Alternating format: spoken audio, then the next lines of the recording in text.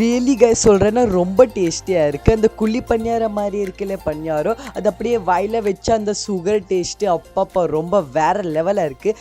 Hello friends, welcome to Radhika சமையல். உங்கள் வீட்டில் இட்லி மாவு இருக்கா? அது போதுங்க. அந்த இட்லி மாவில் 1 கப் எடுத்துக்கிட்டோன்னா அதை வச்சு ருசியான பால் பணியாரம் செய்யலாங்க. இப்போ அந்த பால் பணியாரம் எப்படி செய்கிறதுன்னு தான் இந்த வீடியோவில் பார்க்க போகிறோம். டேஸ்டான பால் பணியாரம் செய்கிறதுக்கு ஸ்டார்ட் பண்ணிக்கலாம்.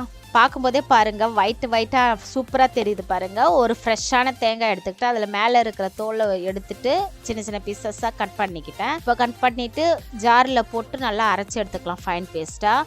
ஒரு சிலர் தேங்காவை துருவி எடுத்து அரைப்பாங்க. இது மாதிரி மெத்தடில் செய்யும்போது ஷார்ட்கட்டில் முடிச்சிரும் பாருங்க.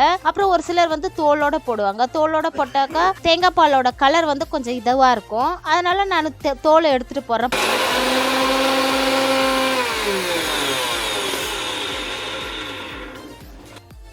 பாருங்க எவ்வளோ ஒயிட்டாக தெரியுது. இதில் பச்சை தண்ணி ஊற்றாதீங்க, வார்ம் வாட்டர் ஊற்றுங்க. அப்போ தேங்காய் பாலோட டேஸ்ட் நல்லா வரும். அப்புறம் நல்லாவும் பால் டேஸ்ட்டாகவும் இருக்கும், நல்லாவும் இருக்கும். இன்னொரு டைம் நல்லா அரைச்சி எடுத்துக்கலாம். நல்லா அரைக்கும் போது பால் நல்லா வரும்.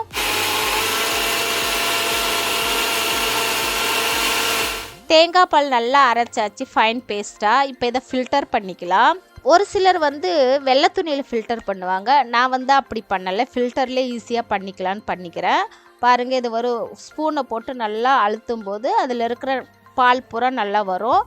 தேங்காய் பால் ரொம்ப உடம்புக்கு நல்லது. வாரத்தில் ஒரு டைம் தேங்காய் பால் எதுலையாவது சேர்த்துக்கலாம். இடியாப்பத்தில் சேர்த்துக்கலாம். அப்படி இல்லைனாக்கா இதை மாதிரி பணியாரம் செஞ்சு சாப்பிடும்போது யூஸ் பண்ணிக்கலாம். இல்லைனா அப்படியே கூட குடிக்கலாம், நல்லா டேஸ்ட்டாக இருக்கும். இது ஃபஸ்ட்டு பால் எடுத்துட்டோம். இப்போ இருக்கிற சக்கையில் செகண்ட் பால் எடுக்கணும். அதை ஜாரில் போட்டுக்கலாம். போட்டு இப்போ அரைச்சிக்கலாம் நல்லா ஃபைன் பேஸ்ட்டாக. இதுலேயும் சொல்கிறேன், வார்ம் வாட்டர் தான் ஊற்றணும். அப்போ பால் நல்லா திக்னஸாகவும் கிடைக்கும், டேஸ்ட்டாகவும் இருக்கும். வாபஸ் அரைச்சி எடுத்துக்கலாம்.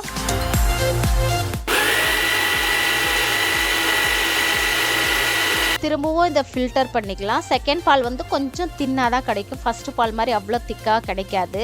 நல்லா ஸ்பூனால் கிண்டி விட்டுனா பால் வருது பாருங்கள். செகண்ட் பால் இப்போ இன்னொரு டைம் நம்ம அரைச்சி எடுத்துக்கலாம். தேர்டு பால் எனக்கு குவான்டிட்டி நிறையா வேணுன்றதுனால நான் தேர்டு பால் எடுக்க போகிறேன். ஒரு சிலருக்கு குவான்டிட்டி கம்மியாக வேணும்னா செகண்ட் பாலோடய முடிச்சிருவாங்க.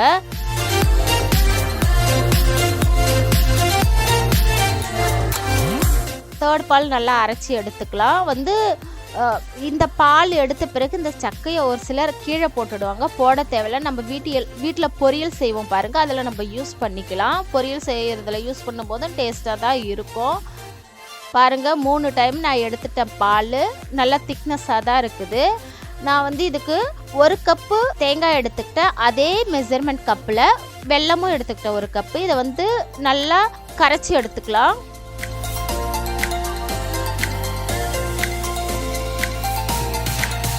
கொஞ்சமாக தான் தண்ணி ஊற்றணும். தண்ணி ஊற்றி நல்லா கரைச்சிடணும். இதுக்கு கம்பி பதம் வரணும்லாம் அவசியம் இல்லை. எதுக்காக? அதில் மண்ணுக்குன்னு இருக்குன்னு சொல்லிட்டு அதுக்காக தான் நம்ம கரைச்சி எடுத்தோம். ஃபில்டர் நான் பண்ணிக்கிட்டேன். இப்போ பால் பணியாரம் செய்கிறதுக்காக எண்ணெயை ஒரு பக்கம் சூடு பண்ணி வச்சிடலாம். சூடாக்கிட்டே இருக்கும். அதுக்குள்ளே இதை ஃபில்டர் பண்ணி ஊற்றிக்கலாம். நான் வாங்கின வெள்ளத்தில் அவ்வளோவா கல் மண் இல்லை. இருந்தாலும் டவுட்டு, நான் எப்பயுமே இதை மாதிரி தான் ஃபில்டர் பண்ணி போடுவேன். பாருங்கள், சூப்பராக ஊற்றும் போதே அவ்வளோ ஒரு வாசமாக இருக்குது. நம்ம பாலில் செய்கிறத விட இதை மாதிரி தேங்காய் பாலில் செய்யும்போது அவ்வளோ கொழுக்கட்டையாக இருக்கட்டும், பால் பணியாரமாக இருக்கும், அவ்வளோ டேஸ்ட்டாக இருக்கும். ஒரு 1/2 டீஸ்பூன் நம்ம ஏலக்காய் பவுடர் போட்டுக்கலாம். ஏலக்காய் பவுடர் போடும்போது தான் டேஸ்ட் வரும். நான் 1 கப்பு இட்லி மாவு எடுத்துக்கிட்டேன். இட்லி மாவு ரொம்ப கட்டியாகவும் இருக்கக்கூடாது, தண்ணி மாதிரியாகவும் இருக்கக்கூடாது. அதை பார்த்துக்கோங்க. அப்புறம் இட்லி மாவு புளிப்பாக இருக்கக்கூடாது. அதை நீங்கள் நோட் பண்ணிக்கோங்க. புளிப்பு மாவில் செஞ்சு அவ்வளோ டேஸ்ட் வராது. 1 கப்பு இட்லி மாவில் நான் ஒரு கைப்பிடி பிடிச்சிக்கோங்க, இல்லைன்னா 1 ஸ்பூன் பிடிச்சிக்கோங்க. பச்சரிசி மாவு போட்டிருக்கேன். கொஞ்சமாக சால்ட், ஜாஸ்தி போடக்கூடாது. சும்மா 1 பிஞ்ச் சால்ட் போட்டு நல்லா கிண்டி விட்டுக்கலாம்.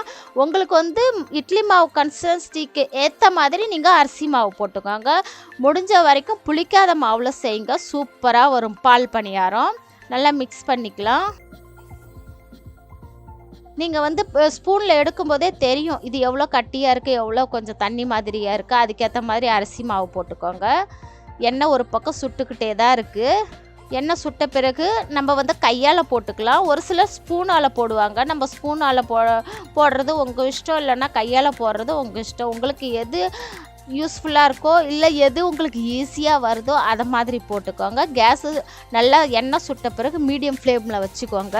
பணியாரம் நல்லா கோல்டன் ப்ரௌன் ஆகிடுச்சு. இதை நம்ம எடுத்துக்கலாம். எடுத்து டைரெக்டாகவே தேங்காய் பாலில் போட்டுக்கலாம். சுட சுட போடும்போது ஃபுல்லாக அதை அப்சர்வ் ஆகி இன்னும் டேஸ்ட்டாக இருக்கும். நான் இன்னொரு டிப்ஸ் சொல்கிறேன். தேங்காய் பால் வந்து டேஸ்ட்டு நல்லாயிருக்கும். இன்னொரு பேட்ச்சு நம்ம எடுத்துக்கலாம். இன்னொரு பேட்ச் வந்து கொஞ்சம் கருகில் எடுத்து போட்டுக்கலாம். அதையும் எடுத்து போட்டாச்சு. பாருங்கள், எல்லாமே எடுத்து போட்டாச்சு. இது வந்து சுட சுட சாப்பிடும்போது அவ்வளோ டேஸ்ட்டாக இருக்கும். ஆறிட்டுனா அவ்வளோ டேஸ்ட் வராது. இப்போ என் பசங்களை சுட சுட கொடுத்துட போகிறேன். பாருங்கள், எவ்வளோ சூப்பரான எம்மியான டேஸ்டான பால் பணியாரம் ரெடி ஆகிடுச்சு. வெறும் இட்லி மாவு இருந்தால் போதுங்க. அப்படியே 10 நிமிஷத்தில் செஞ்சிடலாங்க. அவ்வளோ சூப்பரான டிஷ்ஷுங்க. இப்போ என் பையன் டேஸ்ட் பார்த்துட்டு எப்படி இருக்குன்னு சொல்லு. ரியலி கைஸ் சொல்கிறேன்னா ரொம்ப டேஸ்டியாக இருக்குது. அந்த குழி பணியாரம் மாதிரி இருக்குல்ல பணியாரம், அது அப்படியே வாயில் வச்சா அந்த சுகர் டேஸ்ட்டு அப்பப்போ ரொம்ப வேறு லெவலாக இருக்குது. அப்புறமா கைஸ் உங்களுக்கு இந்த வீடியோ பிடிச்சா ஒரு சின்னோண்டு லைக் கொடுங்க. தேங்க்ஸ் ஃபார் வாட்சிங்.